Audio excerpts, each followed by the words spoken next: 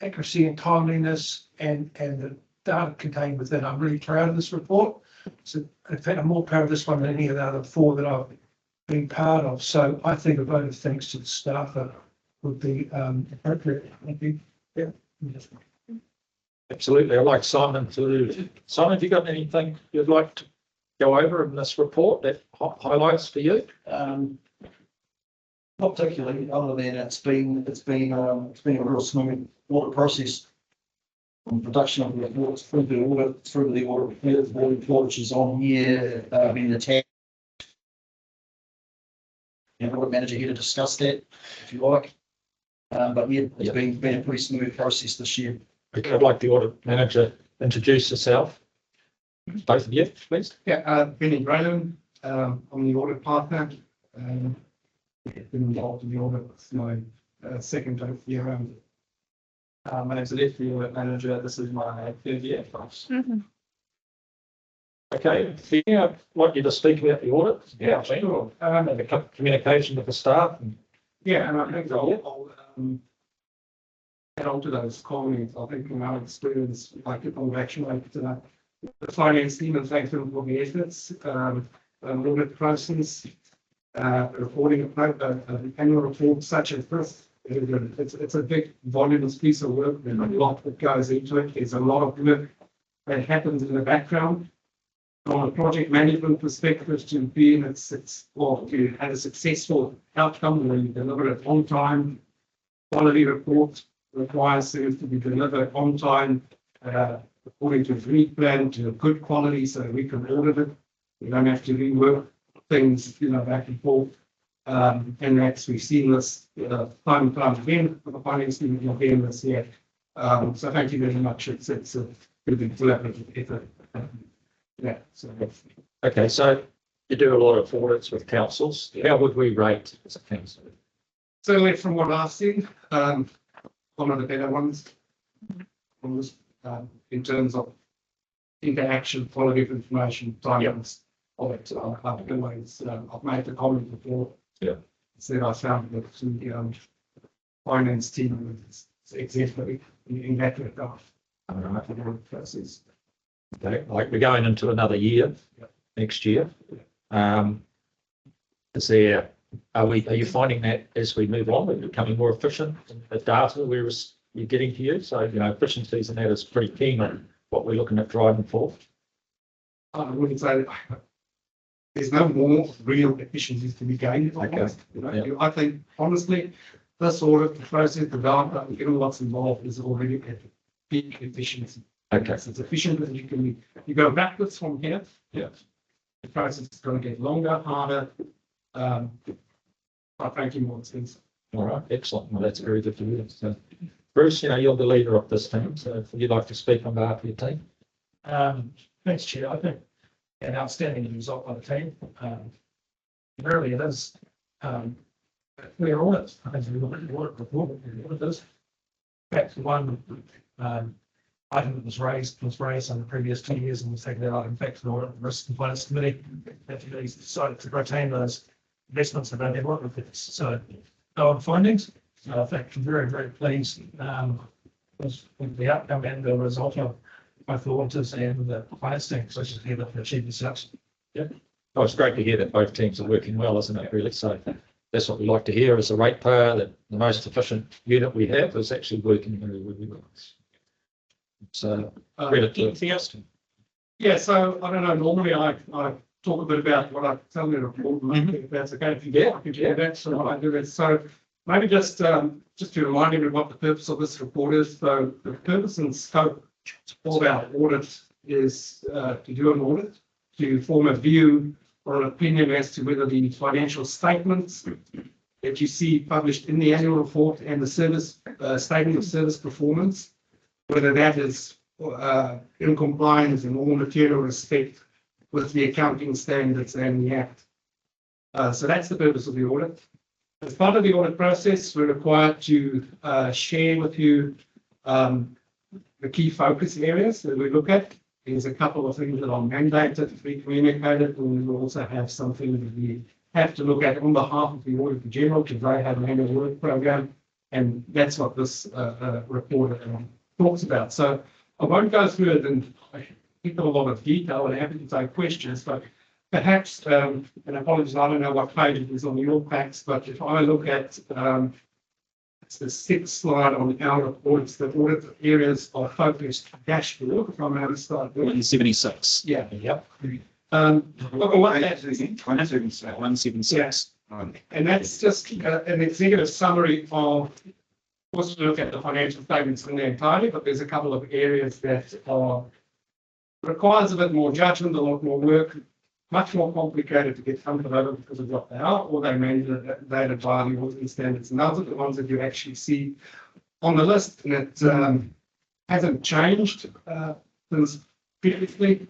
It's always around the asset valuation, which is always a big part of it for obvious reasons. We'll talk about the valuation of the investment fund and the investments that involve revenue. That's the rates that you collect. You're also consolidating the results of MMH in the group accounts. So there's different revenue streams and mandated procedures for us to be done over that. The management override of controls, that's where we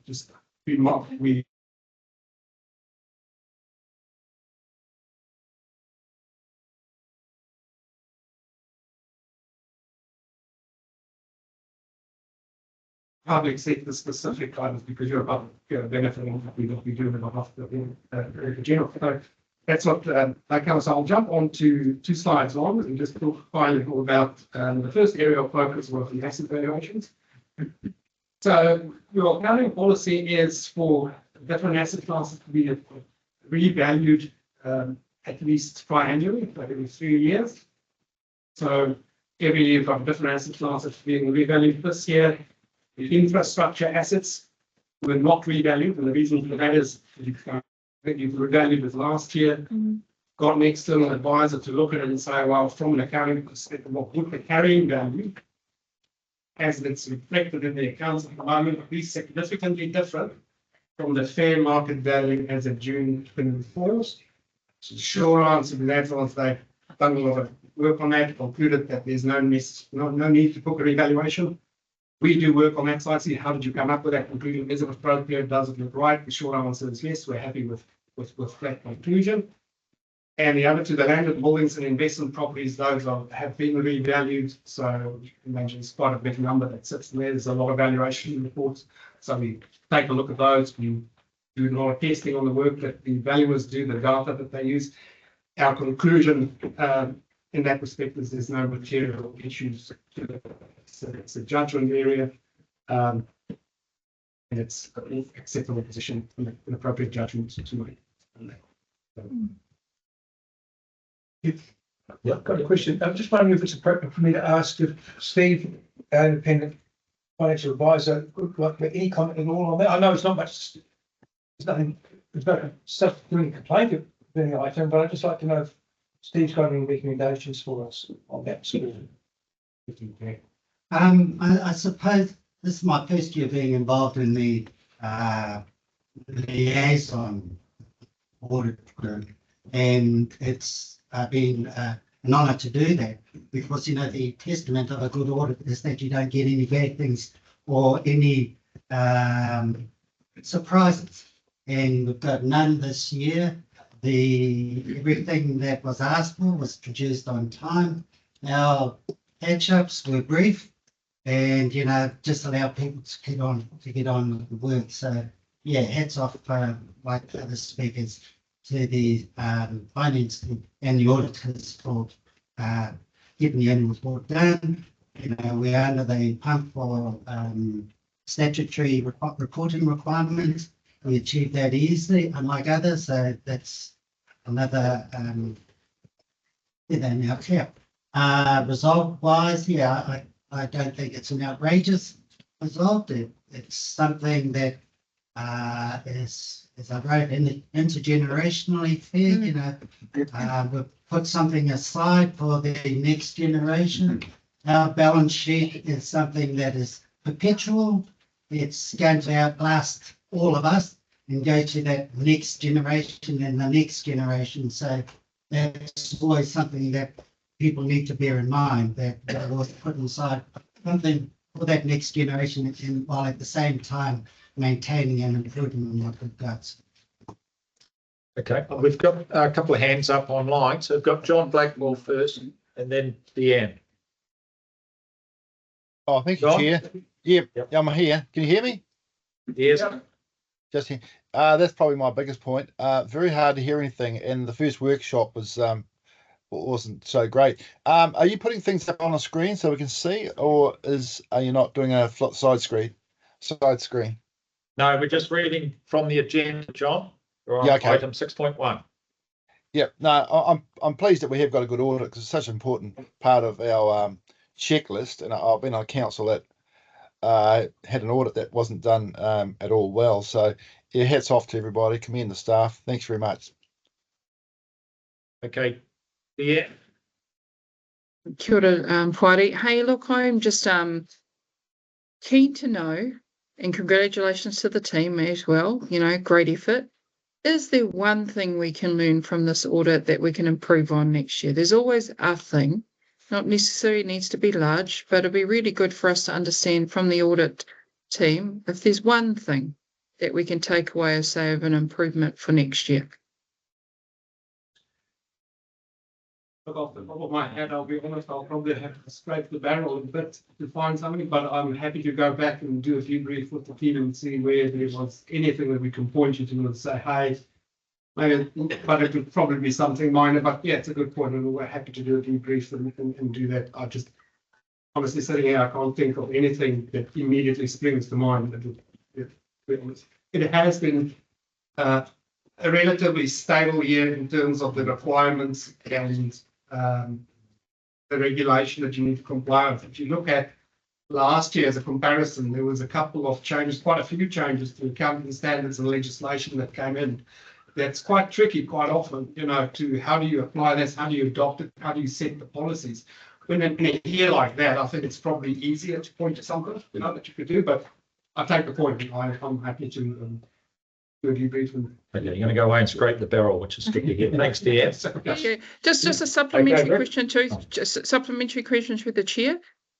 Just on that, because you're scraping the barrel, one of the key things that we discussed pre-audit was that there may have been a need for extra time, henceforth the increase in the fees that were charged this year. Did we actually get to see the increase time needed in this report? I don't think we did not increase the number of hours that was the base fee. Put it this way, if things didn't go smooth, and we do this with any other organisation that we audit, if the things aren't delivered on time and the efficiency isn't there, and we incur significant overruns in terms of time, we'll be coming back to you and say, look, you haven't done this, you haven't done that, this wasn't good enough, we had to work through it. This is the hours that are involved. We'll be having a discussion about top overrun. We're not having that discussion in this case. Yeah. Okay, you happy with that? Deanne? There's no need from our side. Yep. Yeah, no, we've been efficient. We've been made savings, which is awesome. Okay, Rick, you had a question? No, I haven't got a question. I just want to back up what Jack said, and like, you know, the independents, Deanne and Steve, so thank you for that. But I think with our checks and balances, like we've got the independents, we've got the staff, we've got the lawyers, we've got our councillors, you know, I think the ratepayer, I know we're not live stream, but it is recorded.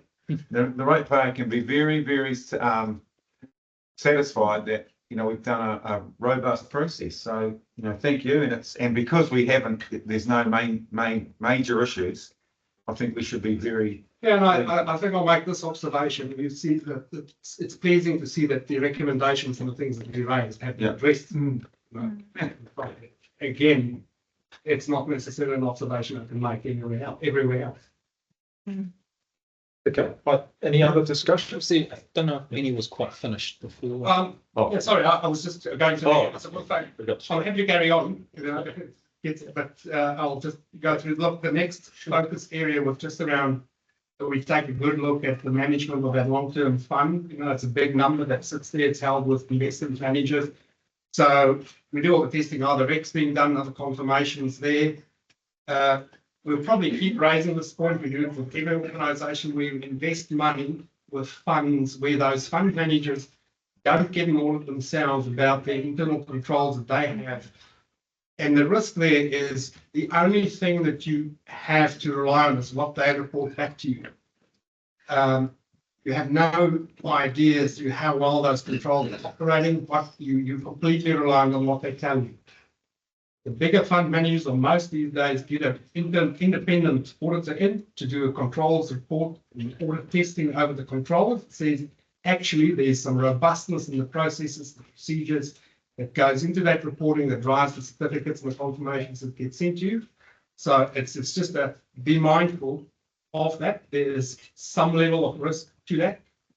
Probably not a massive risk because those funds are quite well diversified. You're not sitting with $2 million in one particular fund, but there's about 2.7 million spread about, I think it's 4 or 5 different funds that don't issue those reports. But so it's something we'll flag always because it is some sort of weakness. The gold standard would be some organizations choose to not invest with funds. I understand council's like in the position that you keep investing with those funds, of course, within the limits of the CPA. Just like me. I see your note there.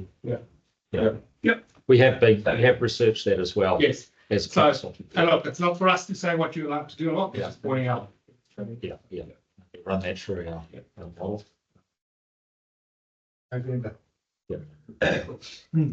All right, so no questions on that. Look, I'll just touch on the revenue recognition. It's a mandated area under auditing standards. What we do in that is we test whether revenue is typically charge your rates. In the other revenue streams, have you recognized the revenue typically on the right side of the balance sheet? How the cutoff is the main focus area. Also take a look at the rates resolution. There was part when the rate struck happened to a complete Auditor General rates questionnaire about the legal compliance of the Act. For that, just as a check and balances on that, there's not much to say, but because it's a mandated area under the auditing standards, we have to talk about it and tell you what we're doing. Over there is questions on that. Questions there? Sorry, through the chair, can I have a question? Sorry, go back to the fund management. I really appreciate your thought there. I don't think you need to scrape the barrel. That's the learning that I was looking for.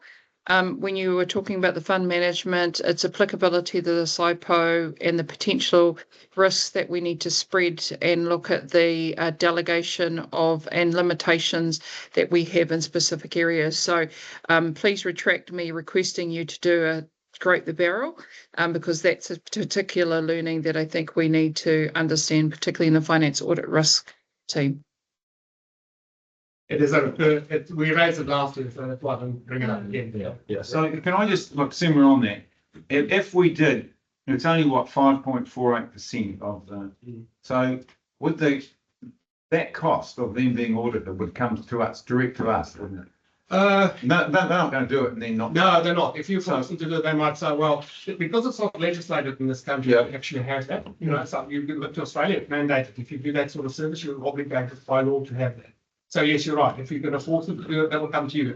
So is that exactly quite expensive? So in terms of 5.48%, the extra expense I wouldn't think is warranted. No, that's commercial decision for me. That's scraping the barrel away. Well, indication. It's not our decision to tell you you're right or wrong. No. We're just telling you what we just know we're right. Yes, but we have been over this as well. But isn't your advice really to eventually move towards divesting yourselves and invest in those areas?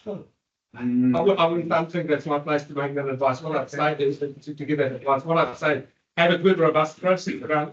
I think normally what you're doing, I think is pretty good because you're diversifying, you're monitoring it, and let's be honest, many of those funds that don't give it are not completely unknown.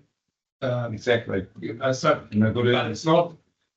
If there was a material number that was sitting there, if there were $10 million sitting in that fund, I'll probably be sitting here saying, as an auditor, in fact, we are prohibited from simply relying on that without the control. That'll cause a problem. But we have, as a public body, we have responsibilities above and beyond those of a private organisation. One of those is ethical investments. And we can't be sure. I'd like your opinion on whether or not we can be sure about whether they will comply with that ethical investment policy. We have no way of knowing it. No, And that is, yeah, part of those controls reports typically cover, how do they follow customer instructions and that sort of thing. And again, I'm not saying, we can't say that they don't have those controls.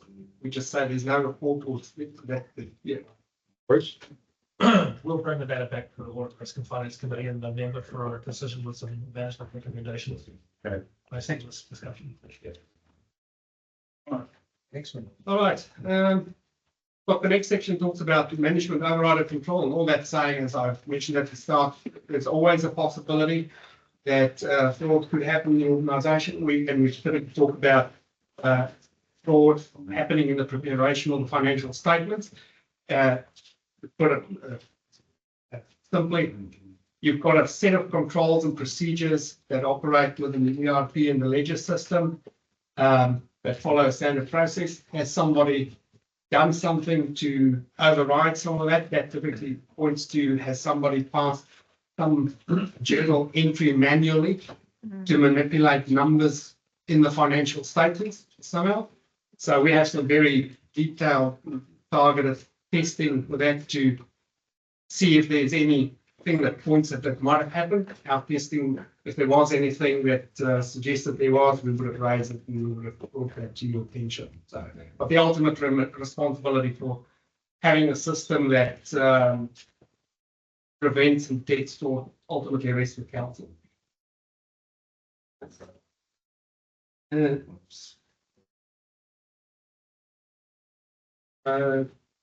Leif, do you want to just cover the OAG specific? So just a couple of things regarding that. The Office of the Auditor General sort of issue a audit brief every year, and there's a variety of different sort of topics that they issue every year. And you can see on page 13 of our report, there's a list of those, but not all of them are sort of relevant to Northland Regional Council. And the main one that we look at is called effectiveness, efficiency, waste, and probity. So we've focused that area on sensitive expenditure. So a lot of that involves looking at making sure NRC has the right policies or controls in place. Those sensitive expenditure items have business purpose and they are made transparently. So if we sort of had anything to report in relation to this, we would have done so, but don't in this instance. And just over the page, the second matter for the Office of the Auditor General is statement of service performance. So obviously with the annual report, there's a SSP sort of component to it. And I think the key thing about SSP is that it just tells the performance story of the annual report, and relatively similar to sensitive expenditure. If we sort of had anything to issue, we would have, but none in this case.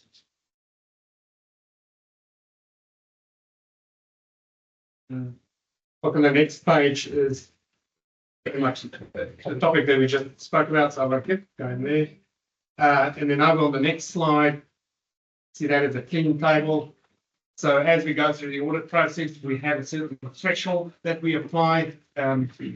We do identify errors or things that we think need to be adjusted in the financial statements. On the disclosures, and they go above a certain threshold, we have to put them on the schedule, ask management to consider correcting them or not. So this page probably tells a story. There were none of those repeat of last year. So it's a clean error schedule as we refer to it in the business. Clean slate to start with. great. And the same on the next page, the summary of the disclosures. There's a whole raft of disclosures and things that you have to disclose in your financial statements. We run through those, look at the material ones, and if there's any ones that you should have disclosed the material that's missing, we would have pointed them out here. So nothing to report on that. And again, repeat from the year before. But the rest of the slide is for information purposes. It talks about sorry, is there a question? Oh, you got questions on that, yeah? Sorry, just on the disclosures, sorry, I've probably missed a space here, but did we have any related parties disclosures recorded on our report? Was there any? Just ask the question, and are they recorded? Yes, they are disclosed in the notes to the financial, all the ones that you need to disclose are disclosed there. Papa. Thank you. So the rest of the slides is for information purposes. It talks about things that are in the pipeline in terms of look, the accounting reporting is always very technical. There is not too many new accounting standards, things that are relevant to council at this stage in the immediate future. It also talks about our representation letter, which has been circulated, that will need signed. Other information that accompanies the financial statements. So our audit opinion covers the financial statements and statement of performance, but it is embedded in the annual report. So we don't audit the other information in the annual report, but we are required to read it for consistency with what is disclosed and the story that's told in the financial statement. So as soon as we get all that done in the final checks and balances, which we fine. And then we also have to declare our independence. You know, we haven't had any breach of the OAG independence policy in terms of in relation to facility. All work that we do carry out on by request of council, it has to go and be approved by the OAG for independence. Good question, Jeff. Amy? Kia ora, thank you.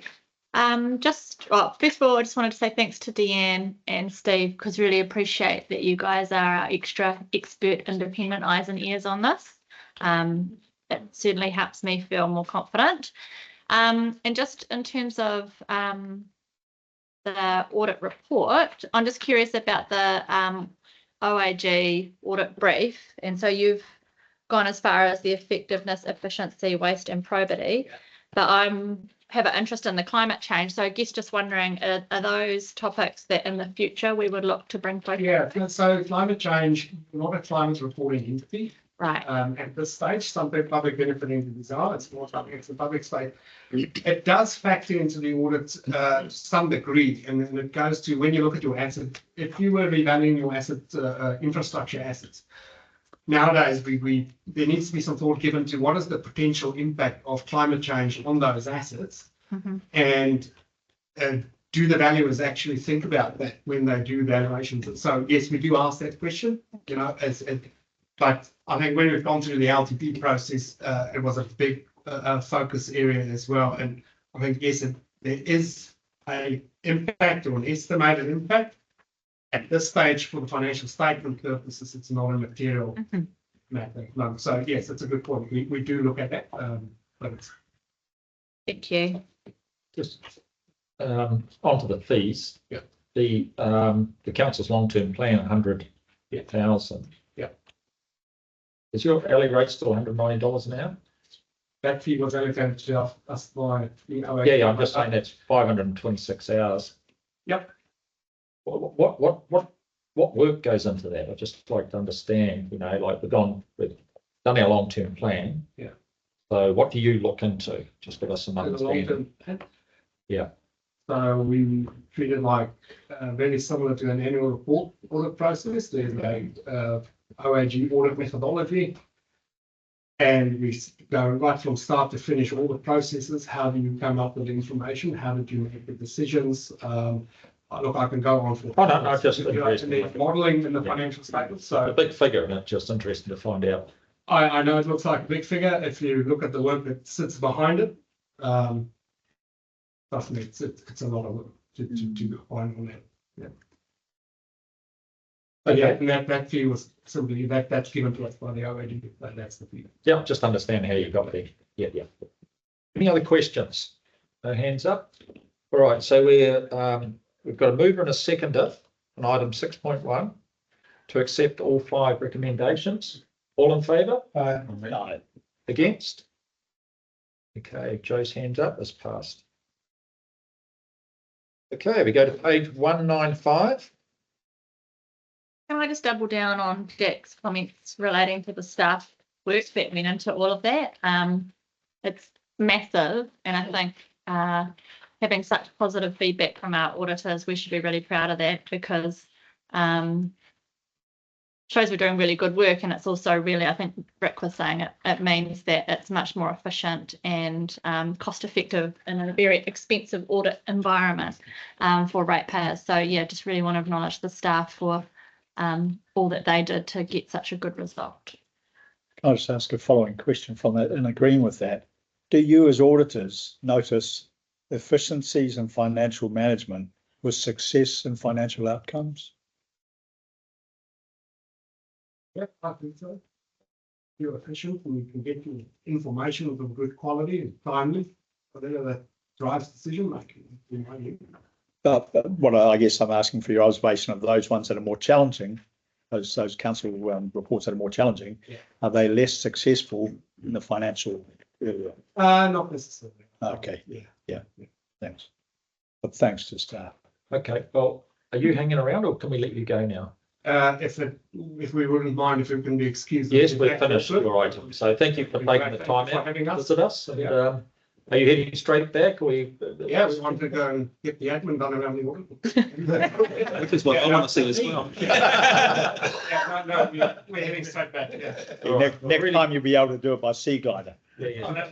Absolutely. I really appreciate you taking the time out and visiting us. It's good to kick around the table. Hear from the director. We'd love to. It's just, if it was early in the day, we'd be happy to, but yeah.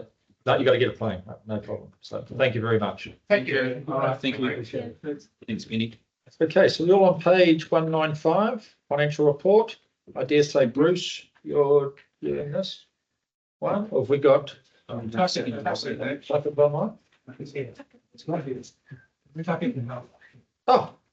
sorry, looking right through you.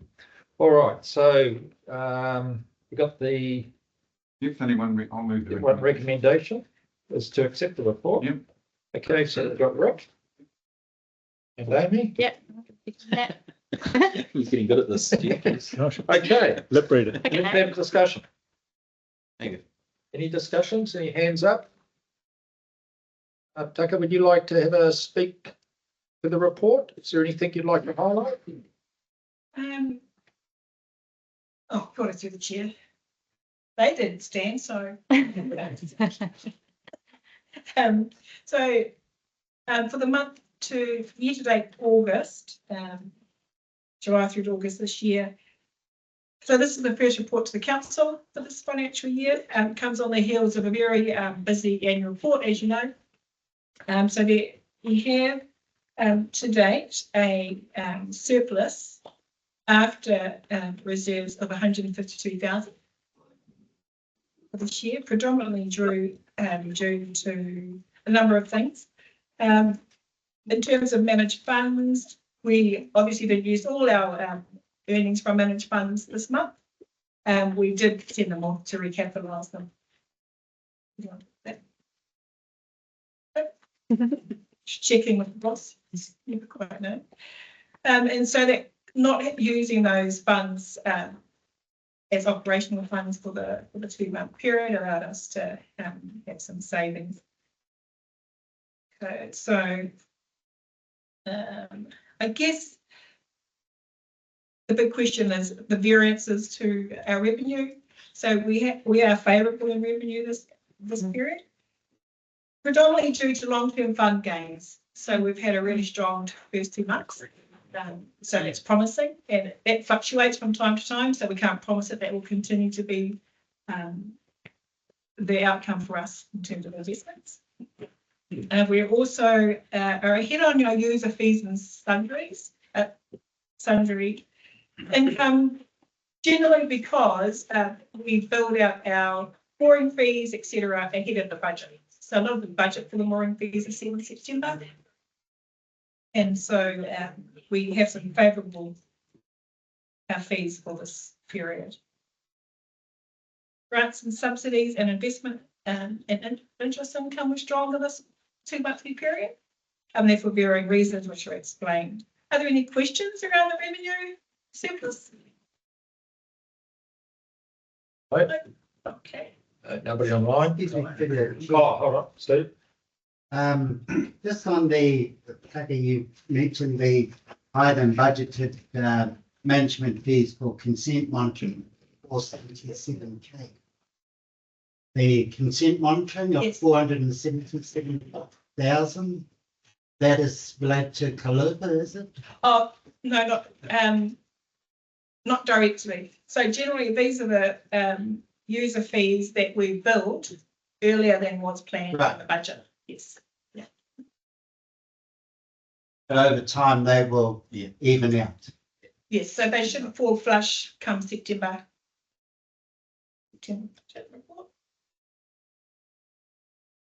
And so we also see that the expenditure across council. Yep. Was that a question? No, carry on. Expenditure across council for each group is there are significant salary savings, and we'll get to that further on in the report as written. But each group with corporate services and probably reg services, so Colin's not here, regulatory services are often overspent. The commentaries are there. Are there any questions in particular across any of the groups? So can I ask a question? Look, it's hard to look on one screen and talk to you at the same time, but I read somewhere about the potential indication where property people that are leasing of us, that we're looking at a potential relook and maybe an increase. Can I just make a comment? Our biggest thing is to try and keep business live wherever we may have properties, and whether or not that's a best use of our time and increasing. And I know, our focus is profitability to ensure that we reduce the impacts on our ratepayers, but it also is about keeping people employed. And so I think it was in your financial report, excuse me if I couldn't find the page, my apologies, I'm looking at one little screen.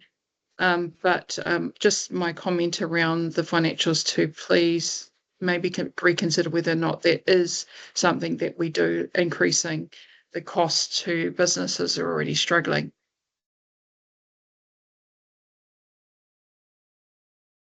Can't remember seeing it in this sentence. Okay, we'll just note that, Deanne, and I'll get Phil to come back later time. Okay, any other questions around this report? Simon? Just can I bring your attention, Chair? Councillor Carr asked for another column to be put in there with the budgets. Yes. And so we normally historically have had the revised budget, used the revised budget. So we've put the revised full year budget in there. We've put the original budget in there for the full year. And what we're going to do is in the next audit and risk, we'll actually bring in a year-to-date budget based on the original budget. Yes. And write variances against that, see if that adds any value. How we're tracking. Yeah, and see how we go with that. Okay. And it's just not here because we need to do a bit of work in the background to be able to Yep. get our system to be able to report that way. So it'll come to audit and risk and finance. So it'll be more of a live update. Well, it'll have the original budget, and Yeah. so it's the line in the sand from the LTP. Yeah. You can see movement from it. Yep. And see if it might be more words, but we'll see how it goes. Okay. All right, let's see, working on. No Yeah, other Joe, questions? Joe, for this one. Go, Joe. Okay. Very take it. Okay, would you like to carry on, or I think that's us. you? Yes, Yeah. well, we can carry on. So salary variances, obviously there's as reported, we have a salary underspend of 212,000 at this point in the financial year. And we also did transfer, as I spoke to earlier, we transferred a lot of our funds off to reserves, and we've transferred more than was expected, which did basically returned a variance of 2.3 million, more moved than what was expected. And capital expenditure, so across the council, we are ahead on capital expenditure, and so our projects are getting ahead of the budget, so that's always a good sign. It is, work's getting done. So yes, I'll leave it there. Any questions? Any questions from the floor? No? Just one about that extra column, Simon. So how much time does that actually take to do that extra column? The extra column we've got now, easy. It's using the year-to-date original budget. That's going to take it will take a month to get it all So how profiled, much go time? to the managers and It's quite a lot of additional work to start. I mean, So- we've been asked for it this time. It's not a given that we're going to do it every month, is it? We're just going to see what it looks like. Yeah. And it'd be nice to know how much extra time it takes. Yeah. Whether it's actually worthwhile having. Because we've never needed it before. But once it's set I up don't and see set it, up, so. No, it's going to take ongoing management. It's not a one-off exercise. It does require additional. So it would be good if we review it and we get it, whether it's actually worthwhile having. Because I personally don't need it. I'm just thinking, Mr. Chairman, that if you were going to do this exercise, why would you do it for the first 3 or 4 months? It wouldn't become that useful under 6 months, would it? At all. It's only going to have some sort of value as you get further and further into your year, if at all. That's From just a my- finance audit risk view, sorry, through the chair, from a finance audit risk view, it'd be good to have the column in as per the request, because it clearly identifies the unders and overs and the risks that you hold if things are severely under or over, and that all were ahead of budget or behind budget. It's actually a good practice. It happens in most places, so I don't think it's something that should go away. I think I do support Councillor Carr that it's something that we should look to as an improvement for the future. Right, we've undertaken to give it a go, see what it's going to cost and the outputs. And once we've got it, we'll all have a look at it and agree with the way forward. I'd just like to say that it's not my understanding that you don't know what it is. It's just that we don't report on it. You know what it is. We just haven't asked for it to be reported on. Have we don't, we could get an update without going to all this, all we're doing is taking what was adopted in the long-term plan. Yeah. And then going to the manager and say, well, don't worry about your revised budget where you've had all this new subsidies for collect, but I want you to profile what you put in the LTP. And so what in the LTP, what were you planning to do for the first 2 months? And that's that extra column will be the year to date, and we'll have that based on the original budget You got to track your budget and whether you're against the baseline in the LTP. Okay. Accept. Yep. Just, I think there'll be a lot more words, but I think it could be worthwhile. So let's give it a crack. Give it a crack. Right. No, do you have something? It strikes me then that the time taken is in the initial setup. And No, it's it's not- ongoing time, because managers are going to have to be always rephasing their budgets to also look at what's happening. So that's going to have to be adjustable at close time. In saying that, it will make the budgets look at the managers look at their business to Absolutely. see where they're tracking. So it will have benefits, not just financially. my suggestion is wait until your audit risk and finance committee meeting in November, where you see it on the page. The team's gone away and actually seen what it's taken to put it together. Okay. And the purpose of taking it to the committee rather than the full council is to allow that committee to deep dive on it. Yep. Have a look at it and see how we want to report the rest of the year. And John might use it as how well the teams go. Okay. Through you, Chair, just on that point, I think that one of the reasons behind raising it was that, in that long-term plan, the public seen our budget.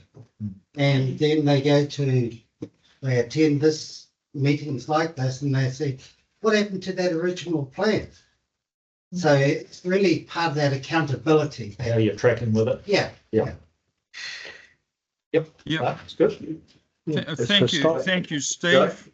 I'd just like to thank Steve. He said exactly the reason for it, and Deanne. And I just think those people who don't want to see it want to have a little bit of a transparency look in the mirror.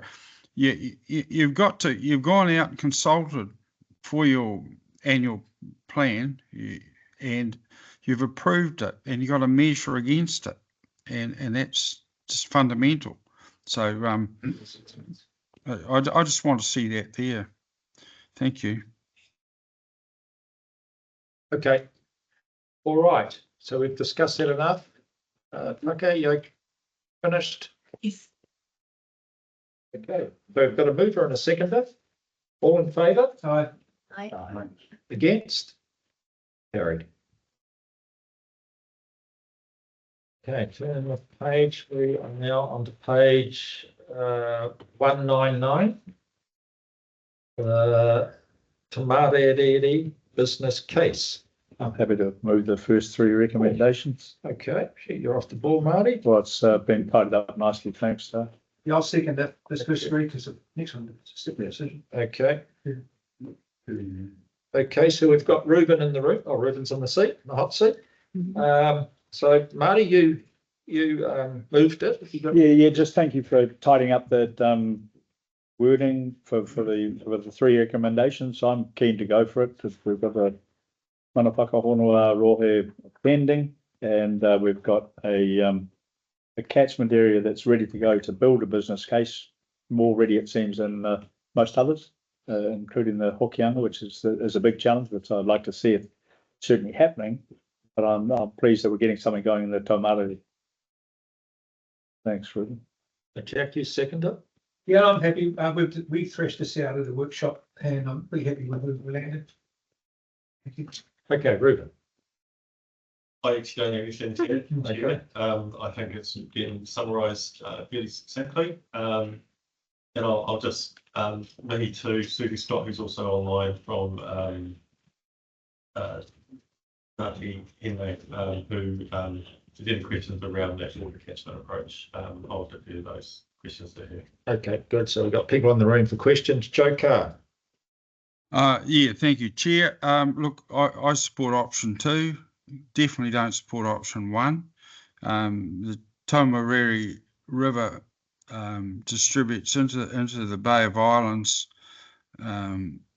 probably somewhere like 600,000 tonnes of sediment a year, and the actual I understand the actual sediment source from anthropogenic activity is de minimis. It's absolutely right, very, very low, and I'm very strongly supporting doing the entire catchment as a start for the Bay of Islands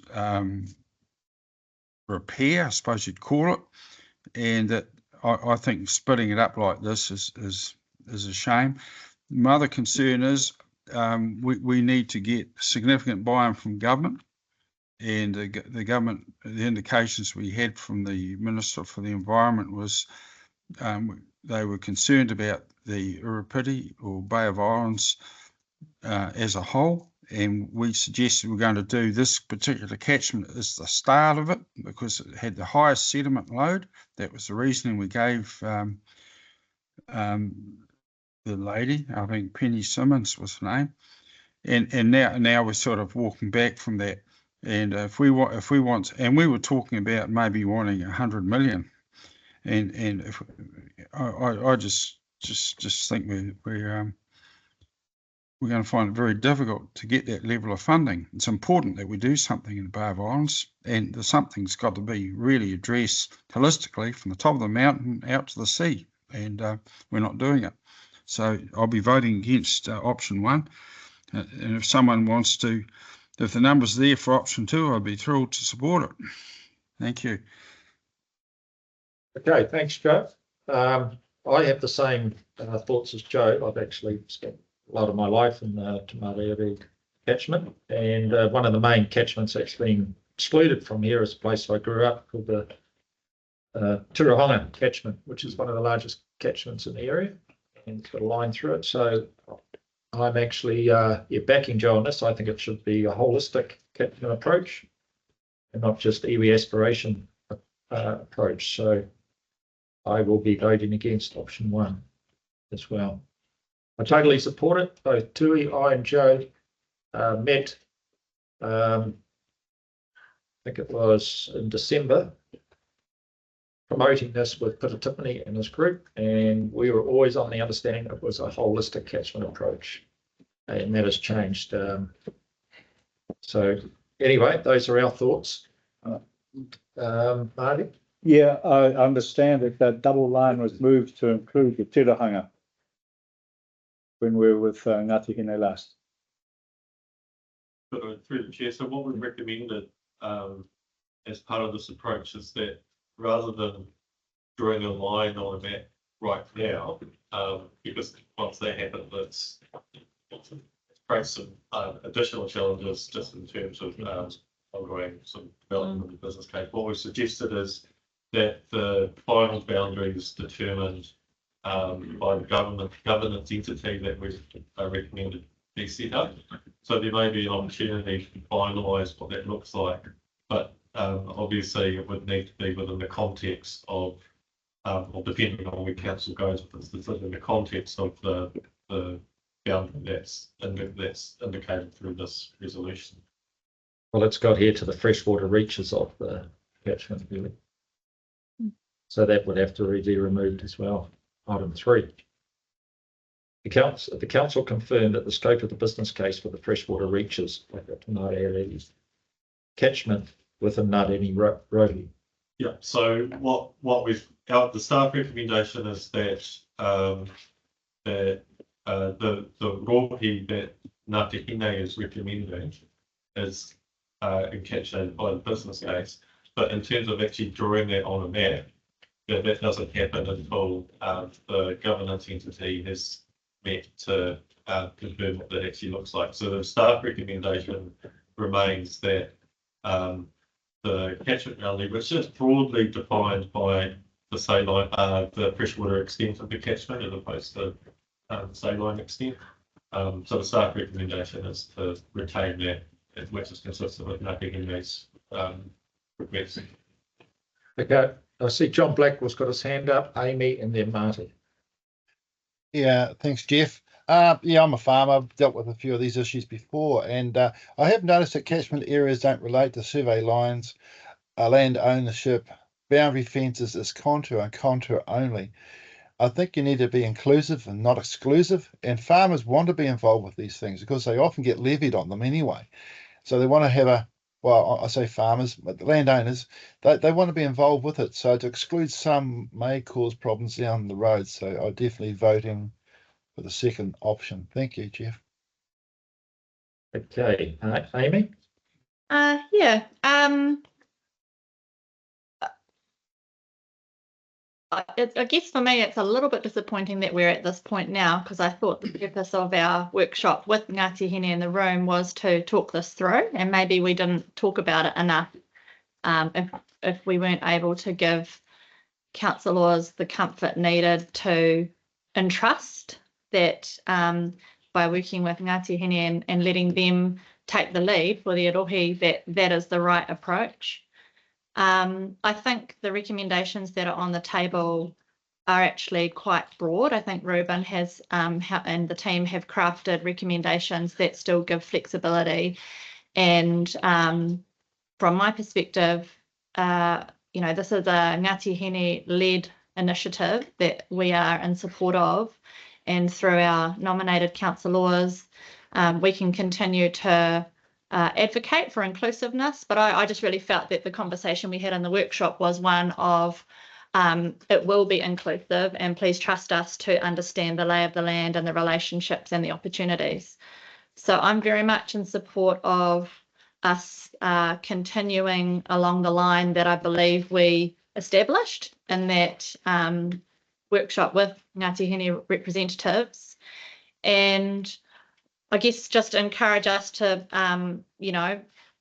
trust the process maybe, and be confident that, I don't know, doesn't need to be exclusive. It can be inclusive, and maybe we just need to take a step back and take the lead from the iwi in this space. I don't think it will go anywhere with this if we don't work with Ngāti Hine in the way that they see as right for their place. So I'm very supportive of the recommendations as they stand. Okay, thanks, Amy. Marty? To be a bit more inclusive, I'm happy to add the word in recommendation 3, initial. That the council confirmed that the initial scope of the business case is the freshwater reaches. There's got to be a stage one. You've got to start somewhere. If you're going to aim for too far, you're not even going to get started.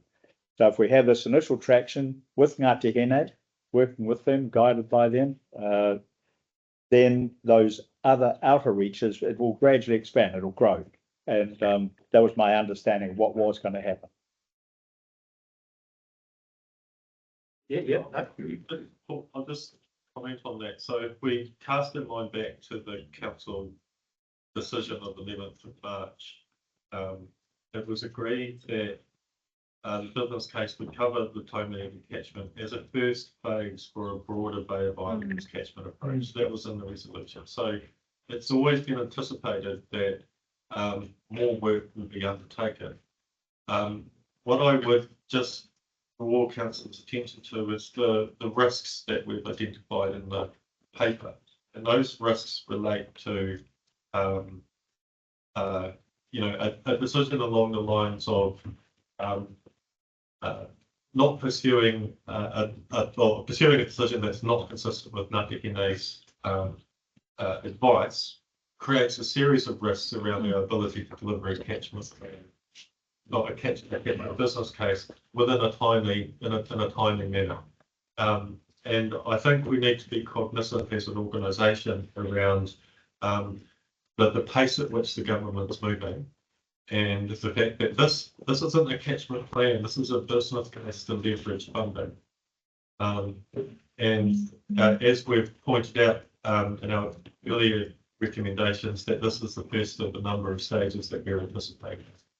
And so I would just urge councillors to bear that in mind when making a decision around this. Well, sorry, just as a question to Ruben on that one, just on the following that. So then is inclusion of initial going to foot trip that, or I'm just trying to get the other councillors on board. Yeah, so I think the challenge with that is that it casts the net really wide, and I think what we're trying to achieve through working with Ngāti Hine on this is we've got a partnership arrangement with the iwi within the catchment that we can move on quickly. Absolutely.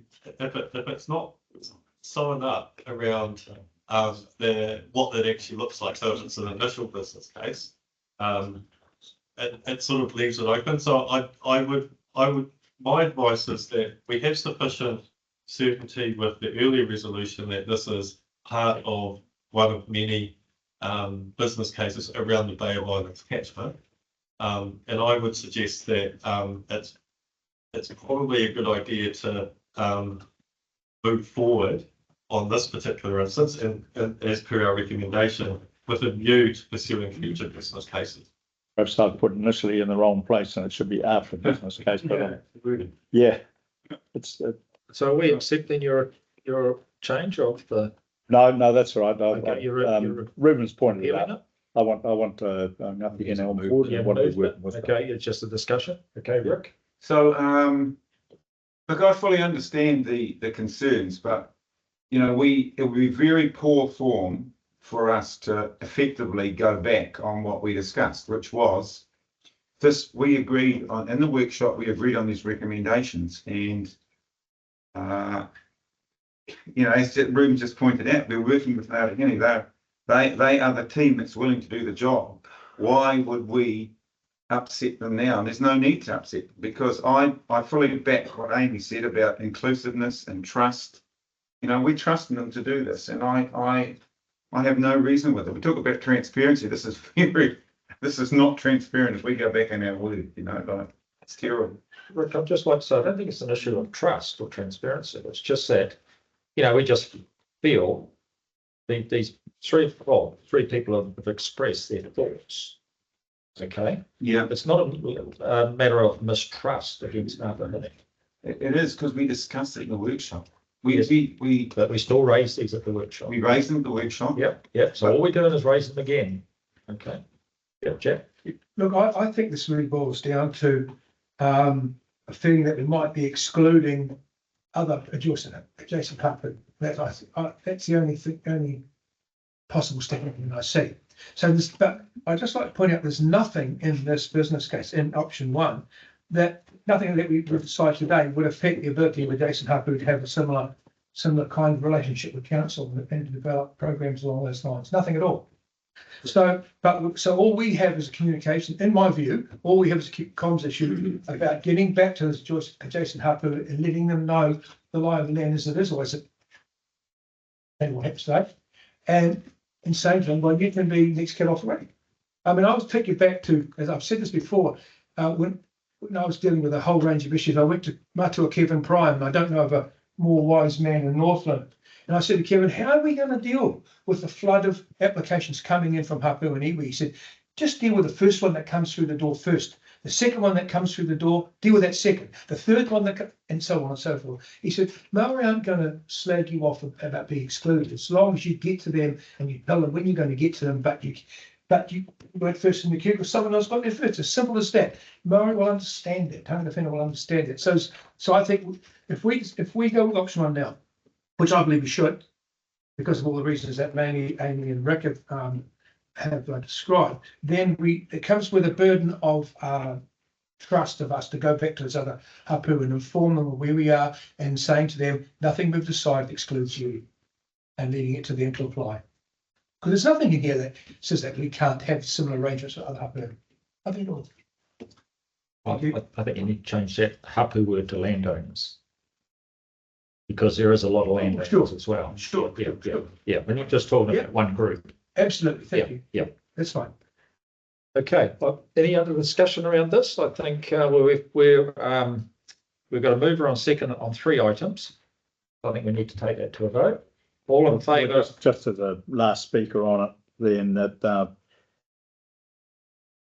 just to allay the fears of you 3 or that are against it. As Jack said, this is a starter. It's not excluding other things happening.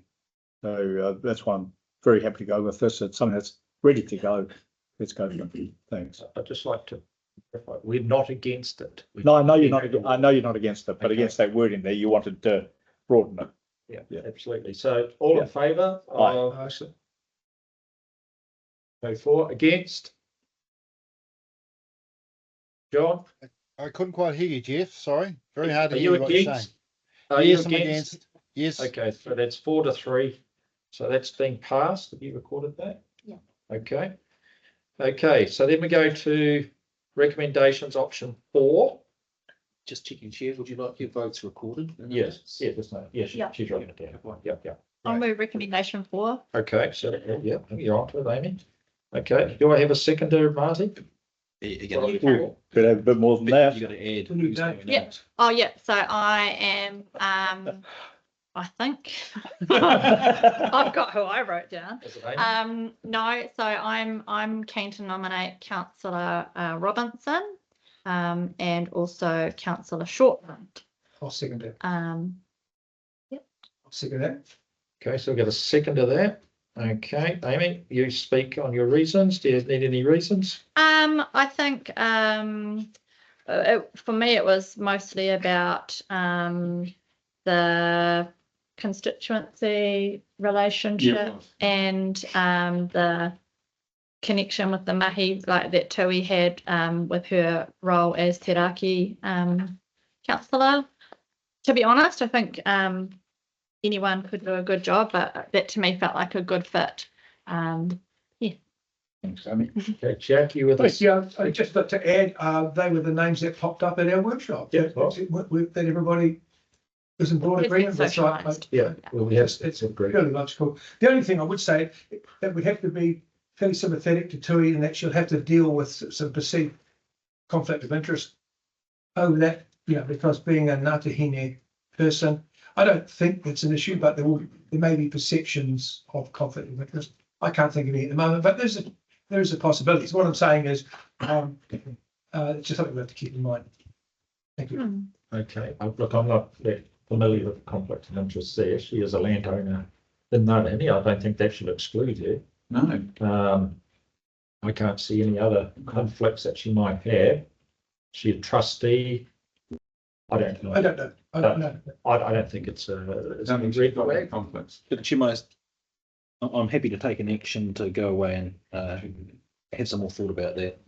Like if she is a trustee and receiving funds from, well, you're not getting any funds. I think it's more of a perception. I don't think so. No, all I'm saying is I'd love to have things clear cut, transparent, that we've dealt with any perceptions of conflict of interest and they've been dealt with transparently. I think we'll be fine. Maybe it should be. And can I just maybe wade in here when it comes to a whakapapa thing. I use the rule of thumb, and auditors would appreciate this. It's a 1 up, 1 down, 1 across model. So unless she is related to the key people onto the trust directly, that they're their mother, father, brother, or she's the mother of someone that's on there, then it's not a perceived conflict. That's just how we would use it when it becomes a whakapapa thing. Tony, you got a response? Just thinking about it a bit more, Chair. Given that this is just developing a business case, it's not actually allocating any funds. I draw parallels with the Kaipara Moana business case that was developed. In that process, there were Kaipara Uri that were part of the business case development, who both whakapapa to the catchment, but also are landowners within the catchment. I think there are strong parallels between that scenario and situation and this scenario and situation. Happy to have a bit more thought about it after it, but my initial advice is that there's no initial conflict of interest that would prevent that from being passed. I think so. Just in a comment there, just in a similar case, whakapapa to the Waitangi on the Waitangi River catchment group. I don't have a problem with being involved with that group. So no. Yeah, I'm very happy for it to be there. Okay, all right, very good. So, okay, we're going to move on a seconder. All in favour? Aye. Against? I'd better abstain. Passed. Okay, item page 207. Okay, we've got the mana whakahori agreement. I'm also happy to to move that. Thank you. The other bills it gets from me on learning our language at this I'll moment. move that one. Okay, you got to move it, Rich? Yeah. I'll I'll move it secondly then. Okay, we got Martin. Okay, Rick, any discussion around this? We're taking the 3 items together? Yep, 3 items together. Are you happy you second that, Marty? Yeah, happy to second, and also to say that I rang Pippa and he said nothing, it just snowed under at the moment, so that's why they want to hold off on the signing of it. So I've asked him if it looks as though I might be able to have it before Christmas. He said he'd like to, but who knows? This is spring when everybody's in their garden and doing the mahi. Yep, I don't think there's any rush to sign it on either side. So any other discussion around this? Just one question. My memory's not that good, but this agreement's a little bit more fulsome than the previous two, isn't it? Is it got more detail in the other two? It's the same. Much the same. They've taken the view of adopting the same hapu-based mana whakaona, noting that there was a review built into the process with hapu that have already signed, and they were happy to participate in that review rather than go through a process at this stage of developing a totally new one or ngāti hine. So it should be the same. Figures were the same. Just the independent advisor, I thought that was new, but never mind, Kerry, that's right. You've answered the question. Okay. But all in favour? Aye. Against? Okay, that's No, I'm for it. go. Turn over to page 234. Hopefully I'm on a roll here. I'm happy to move this one. You want to move this one, Marty? I've done it up with kaupapa. Okay, Amy second. Sure. Okay, 2, 3, 4. take the whole 3 recommendations together. Yeah. All right. Okay, Joe, this is your area. You got any discussion on this? Yes. The Te Aotearoa Tohi. Yep. Yep, no, I thoroughly support what's going ahead, and it's entirely consistent with the board meetings and our discussions with the board. So it's good to see this stuff happening. Thank you. Okay, Marty, you were No, good tidy up. okay. Yeah. Amy, I'm just acknowledging the staff support that will make this happen. But yeah, it's a really good step forward. Thank you. okay. All in favour? All right. Against? Passed. Okay. Highlight of the proceedings is page 241. No. What is it? Cheers. Yeah. No, if you move it, I'll second it. Okay. So we've got got Joe Because it's brief. and Rick. No, it has to be you, Jeff. You have to move that. Oh, I got to move it. Oh, Okay, it's Jeff, okay. move it. I'll second it. Tell them all about it. Oh, you've got to make them responsible. Not suggesting that he's. Probably not as busy as I'd like to see it, but it's got a bit of stuff done. Yeah, but well, the outcome with Andrew Hogarth was not on this meeting, but when I caught up the other day, managed to get the Monturian ricegrass over the line. For him about the clean hole plan. We had a meeting in Wellington, which will come this month, with 4 million for the Kalipa, and we ended up with 8, which will come from another pot, and that's underway. So, yeah. Oh, good. Any questions? I just like to thank the chair for the results. Actually, I think you've earned your week fix this month. Okay, thank you. All in favour? Aye. Against? Okay, the big one, Chief Executive's report, item 8.2. Happy to move it, Jeff. Just on 243. 241. Yes. Oh, is it? No, 243. Oh, 241 on this page, 243 on this one, but that's all right. That's all right. Thanks. Okay, can I have a mover? Jeff? Yeah. And a second? Happy to move it. John? Thank you. Okay, let's go through it. There's a lot of work in here. Maybe you take it as read, Chair. I just highlight it's great to see our new maritime vessel out there. There's photos of it actually out there in action. And just note, like it is an expensive piece of kit, but we're able to do all of these types of jobs now ourselves, continue to do these ourselves rather than having to get contractors out there to do it, which is what most other regions need to do. So, just kudos to the maritime team again, and great to see it in action. And there's the old one as well. I'm heading back over to Australia. So John and I went and visited the workshop at Oakville this last week. Yep. Caught up with the crew. Was it this week? Last week? Last week. Last week. So yeah, no, good group there. We have to answer any questions, Chair. Just a question on that then. Are we now talking with DOC, MPI, MFE as to how to sort of build up the mahi for the Waikato? Yep, and the Waikari is, because it's one of the only vessels in the region with the capacity and capability. For example, it's being hired by Maritime New Zealand this coming week to be part of an oil spill response training round. Yeah. So it is used quite heavily by other agencies, given it's one of the only boats up here with that capacity.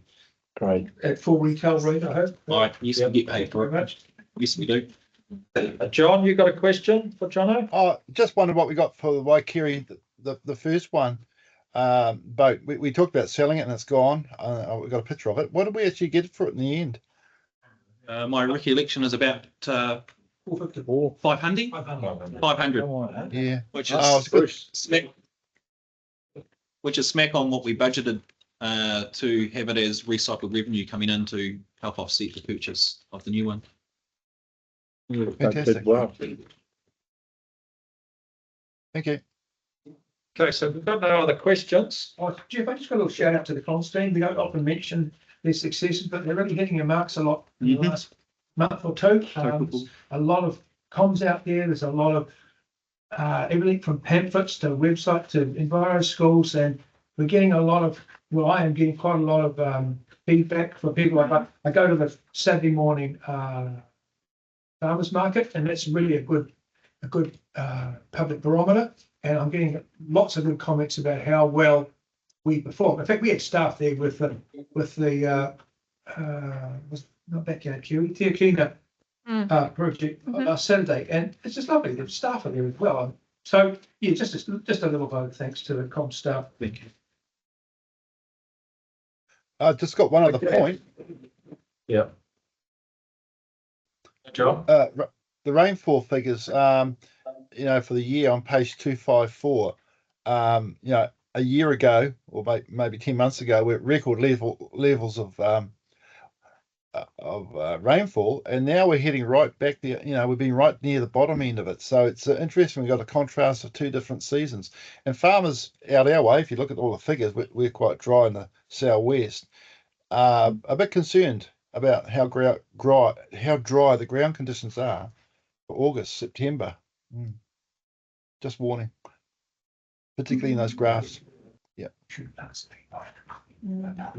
Yeah, well, if you keep following the trend, John, from the one above the line or the average line, it's got a long way to go, isn't it, on rainfall? Yeah, the one okay. on Wallace Road's a worry. Yeah, on page 255. Thank you. Great report. All in favour? Aye. Against? Okay, passed. The resident survey. Now, I think we brought this up at a workshop. We sort of said to Jono before that it was a small gathering of data, really, and you're hoping to improve that. We've got a process to review. Review that. So I'll just have John, you'll move it. Anybody else to second it? Yep. Yeah, Rick.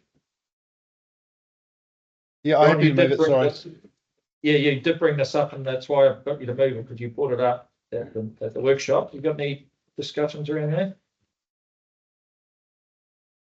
Oh, well, no, I'm just trying to read it now. I'm a bit behind. Sorry. Yeah. Okay, well then you let us down then, Rick. Oh. All right. Is he saying something? No, you're not saying anything. Okay, it's just a data information thing. Excuse me. So all in favour? Aye. Against? Jeff, before you leave, just one little comment I'd like to make is, what really pleased me was that chart from page 273 about what does NRC look after. People are getting more knowledgeable about what we do as against what the district councils do. And that's always been a bugbear for us, when people say, oh, bloody dog registration or the rubbish collection or something. I'm not happy, therefore we get tired of the same boat. People are starting to learn the difference between us and them, and that's a good thing. Thank you. Yeah. So we must be doing something right. Yeah, well, we're doing something right because we're ahead of time. Good. Which is great, and we're going to confidential, so we need to 276. Item 9.1. 9.1. Yep. Okay, receipt of community minutes. There it is. To Regional Transport Committee and Audit and Risk to be received. Happy to move it. Okay, John, good. Box. Joe, you still there? No. There, Joe. Because it's Regional Transport Committee here, that's all. Did you have something exciting on regional transport? I'll second it. Jeff. I think you have something exciting. Okay. Do we open Both minutes, you're doing both? Yep, both minutes are going. Audit and Risk and Regional Transport Committee. Question, Jim. Yep. The Kiwi Rail update on page 280 of my agenda says, action councillors who wish to be part of the Marsden Point Rail Link Advisory Group to contact Kiwi Rail Program Director. Did we get a sufficient number of people putting their hands up? Did John or anyone remember? This would have been at their meeting. John, can you hear Jack's question? Yeah, just repeat it, please, Jack. The vote. The Kiwi Rail update. There was one action. It said councillors who wish to be part of the Marsden Point Rail Link Advisory Group to contact Kiwi Rail Program Director. Do we know if he had enough volunteers? Louisa's got a hand up. So she might know. I'm not sure the answer, but we've had contact, I believe. Louisa? Yeah, we got the top one here, Louisa. Chair. So the discussion here was around, we were talking about the Marsden Link, and we had a Kiwi Rail rep in the room, and there is actually an advisory group that had been set up, and some of the councillors were concerned that there wasn't enough engagement, even though the advisory group had already stood up, and individuals had already been part of that group. So the answer to your question in short is yes, they've got people from WDC group, and I think there was some from no, it was just WDC, but they felt at the time that if anybody else wanted to volunteer, they could just contact the Kiwi Rail director. Okay, thank you. So Louisa, on that, would it be, you think, prudent that we would have somebody from NRC on that group? Just to share it, we are the port owner. The rail is pretty. Yeah. Okay. That's an I action. did send an email through to say that Joe and I would want to be on it, but that's yet to be seen what happens. Who'd you send it to, John? I can't remember who sent the email now. It was here. I think it's the railway people. About 3 weeks ago. Cole? Sure, Chair, I can follow up on that. Okay, Louisa will follow up. That's an action. All right. Any other discussions? But saying that, we had a good meeting with NZTA the other day with, Joe and I went down to Customs Street, Auckland, and that was a fantastic day out. Don't know if this is the time to say it, but they were more than helpful, and it seems to have turned a new leaf that they want to work with us rather than being out. Felt we were left out of the picture. So Joe and I went to NZTA's headquarters, and we learned a lot. We had experts that came up from Wellington as well as Hamilton, and have to say, a really pleasant turnaround. Thank you. Okay, well done. Well said. Well said. I'm sorry I was away for the minute, but just heard the tail end of that. And what I'd like to add to it, I really appreciate the initiative from Steve Mutton and bringing up his highway manager from Wellington. Quite a considerable effort they made, and the detail of their asset management, I think, augurs as well for the future. They're really aware that what a state bad state our highways are up here in North, and hence we're going to have a lot more money spent up here than most people realise. So it was good work. Thank you. All right, excellent. Good getting that relationship going, both to you, Joe, and John. So well done. Thank you. So we've got audit and risk here. So any discussions around audit and risk? Joe, you chaired that meeting last time.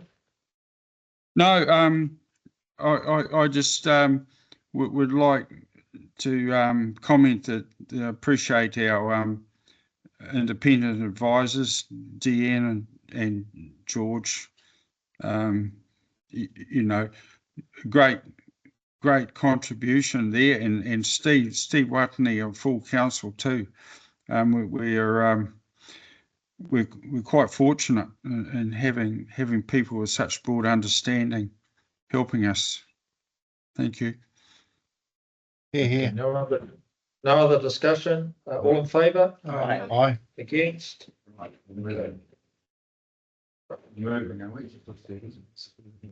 Yeah. I just everybody stay seated, please. Just going to invite Robert up to change us out of this environment over to the kitchen area. Thank you, Jeff. Tēnā tātou, tēnā koutou. I know it's got more mahi, so I'm going to be brief in this short piece here. And as we got welcomed in this morning with Aroha and Manaki, the right thing we do before we vacate this part of the whare is to acknowledge those who are still remaining from the Haukainga. So koutou te uri o hiki hiki, auri o huru ki mauna, tēnā rawa ki koutou. I share our thoughts from all of us and our appreciation for the humble welcome, the beautiful kai and the way we've been looked after. I feel like that Aroha sort of transitioned into the work and the discussion. So we'll all have great things to share and reflect about for this visit. But ka mihi ake ana kia koutou e noho tonu nei. O tira ki a rātou ko wāke atu papa te haupeke o tira ki te whānau katoa. Nā reira ka hoa atu a hau te rākau kōrero ki a koe te pāpa e ropata, māua no kia whakakapi, māua no whakawarite. Tēnā rawa tuku. Kia ora.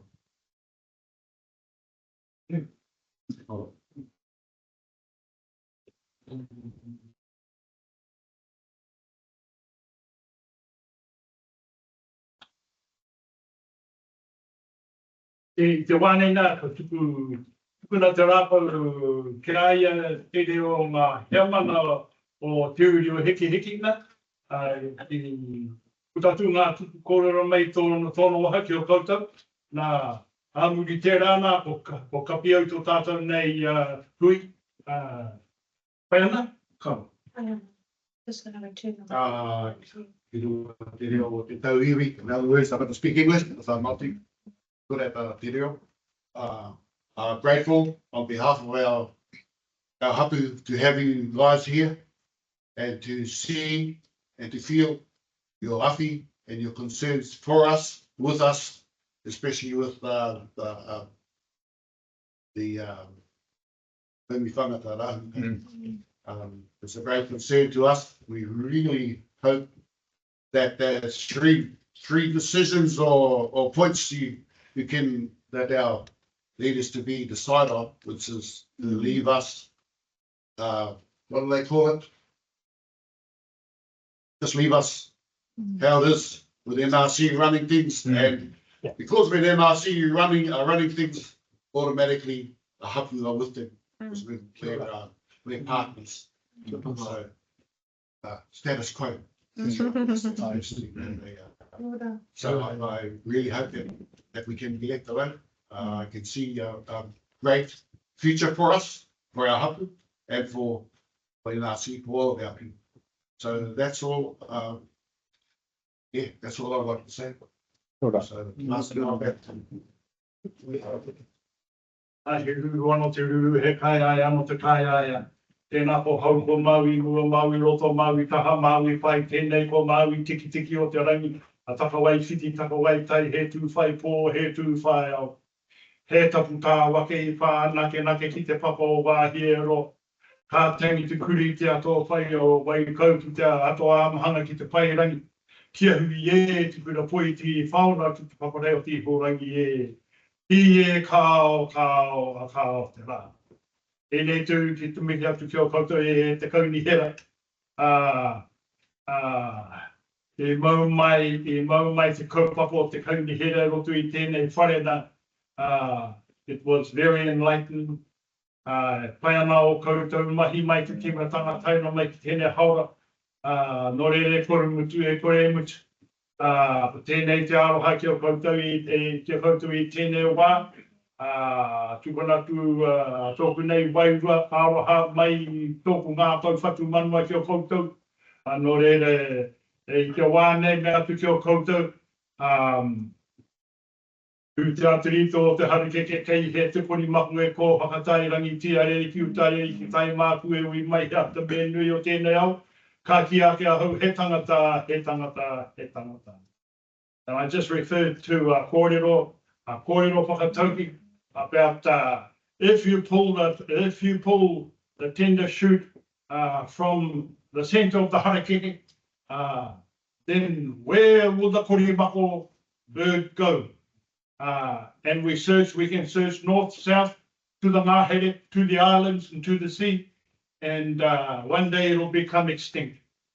That's just a proverbial saying, using nature to say, if we don't look after our taiao in the same way that we look after our own children, then we will meet with our demise. And so it's a whakatauki used to encourage us all and the council to ensure the longevity of all humanity and the species of all things here upon this earth, on the planet, which is what you're doing, and which is what we aspire to do as well. So we look to te reo, he reo teina. I say teina because teina is our younger language, na ko hau tēnei te tōkana.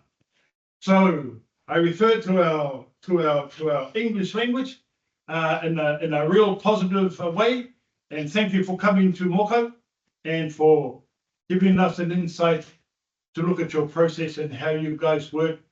I could follow what you were doing in your puka, and I was thinking, man, I can do this. I was listening to you all talking, going back and forth, and I thought, man, I'm following this. Man, I can do this.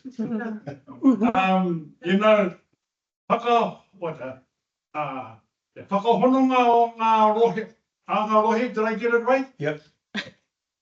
Well, I know what it means anyway. That's about uniting people. That's about creating and establishing relationships. That's about joining with people, joining with your communities, joining with our communities. All we have is slight cultural differences, but we are a community nonetheless. I was really pleased to hear you talk about this, that Tau Marae business plan. And I'm pleased to hear you say that all you need to do, because you're going to get a flood of other hapu coming to the table as well. Deal with them one at a time. It doesn't exclude owners as well. It incorporates everybody. So what's good for that kaupapa is good for everyone. Yeah. I talk it. So you have my vote. Got it over the line. You have my vote and you can record it. Tirinio Hiki, even if Tirinio Hiki, I'm only one person. So, you know, we are a hub. We are a community. Anyway, I can talk and talk and talk. But I better get on with the business and bid you farewell, because we'll depart from here and leave you to your privacy so you can conduct your affairs in-house. And that's what you need to do. So, no ele tata ma, kapia to tata nei tui, he kariki mo tata. E pai to mātou matunu i te rangi. E whakawhētahi an mātou mau mena ki tangia mātou. Anaki te mai mātou wēnei o ngā whānau e hui nei i raru te tuini o tēnei whare. Anaki te mai wēnei o ngā tangata o rungi i te kauni hera, the anasi, nā kia pai haere ai te kaupapa mui o rātou, i mui a tātou, tainu atu ki te mutunga o ngā kaupapa. I te rānei, nā me haere tunu anu, kia hoki ki te kāinga, kia hoki ki tō rātou mahi. Mana ki te mai o tō rātou, tā rātou, ngā rātou tamariki mokopuna, i roto i te hohi pere ngā taumātua me ngā kuia, ngā tamariki mokopuna, kia pai ai te oranga, te tēnana me te wairua, no re pā tēnei tūna ki kia koe i te wānei, i raru i tautama, i rungi te kaupapa, kia kapia tō tātene hui i raru i tautama i kukurei te ake ake. Amen. Kapai. Can I just ask a question? Is this book so secret that I can't take it home, or shall I? Oh, thank you very much.